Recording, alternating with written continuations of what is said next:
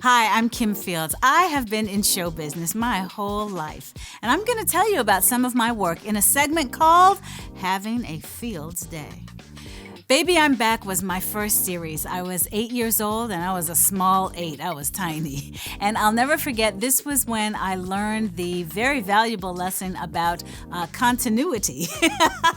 Back in those days, we did 2 of the same episode, but 2 tapings, and then they would pick the best from each taping to make 1 episode. And so in the first show, I was supposed to come in very sleepily, and my hair was perfect in a ponytail. And then 8-year-old Kim said, well, wait a minute, if you've been sleeping, your hair should be messy. So the second episode, I took it upon myself to help the story, and I messed up my hair, and I came out and they said, cut! What happened to your hair? It doesn't match what we did before. And that's when I learned about continuity at 8 years old. Good times. Now, funny enough, even though I was on the show twice, my best memory from there is not actually when I was on as an actress, but when my mother was on, and she played the iconic Mrs. Gordon, which introduced the role of Penny, Janet Jackson's birth mother, and the very serious subject of child abuse.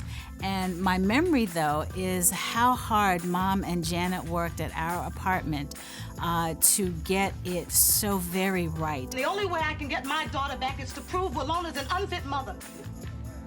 And that's exactly what I intend to do. And you can see how hard they work. Those scenes are really, really something else.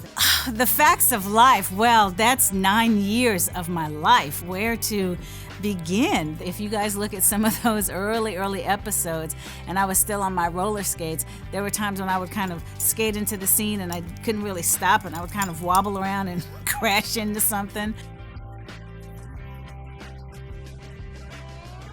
But remember, Facts of Life was a spin-off from Different Strokes. And so whenever we would do what they would call crossover shows, you guys remember that glorious winding staircase that the Drummonds had? Try going up and down that joker in roller skates. Nothing pretty. Oh, my memory of the Fresh Prince of Bel-Air, my episode. So it's a very famous blooper, actually. My character doesn't know we were pretend married. And so I think that I'm going to share myself and be deflowered on my honeymoon and with Will, and I'm supposed to go off camera and change into my negligee. We said, well, maybe if we don't button the button on the back of my, on my skirt and just zip it all the way, that'll secure my skirt and make the quick change go faster, because by the time Will is done, I had to come out. So in all that wisdom, I go, and as I'm walking to the bathroom in my wedding suit, my skirt slides all the way down to my ankles. Thank God I'm short, and thank God my jacket was long and just covered the goods, okay? And so I didn't even realize what was happening. I'm wondering, what, did they turn the air on? Why is it so cold?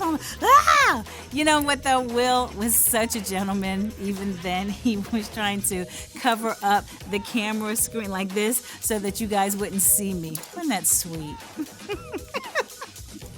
Living single.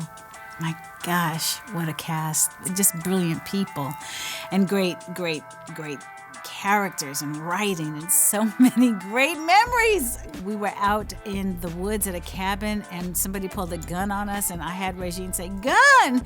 And then I fainted because I don't want to be in the scene anymore. Gun!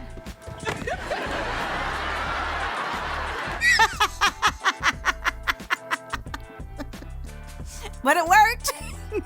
Lots of memories from my social adventure known as my season of the Real Housewives of Atlanta. I think my favorite moment was kind of a bittersweet moment, quite honestly, when we were on the girls' trip to Miami, and I was in the courtyard of this restaurant, beautiful waterside restaurant, and I was looking around, and I really started missing my husband, Christopher, and I was like, I got to get out of here. I don't want to be with a bunch of chicks in this really nice environment. I miss my man. I want to go home. If you are blessed to have this type of relationship, you praise God for that all day, every day.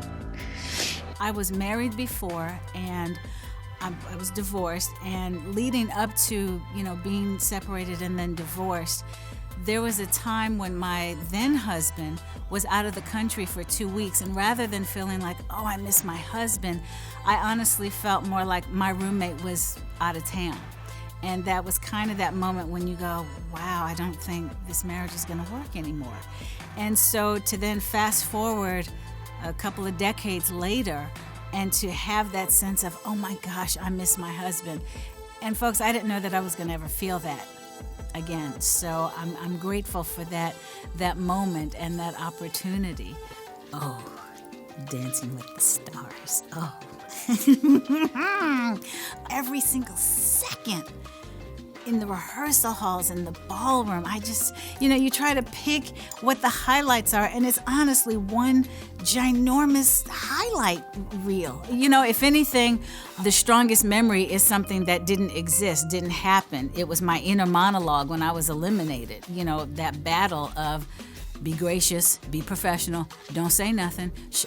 Inner monologue, you better stay inner, don't say nothing. Because I wanted to holler out, this is some bull, Tom. This isn't something you saw coming.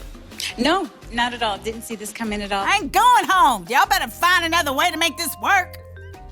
So, dolls, all of those marvelous stories are touched upon in this marvelous gem. Check out my new book, Blessed Life, which is in stores and available digitally and in the audiobook world right now.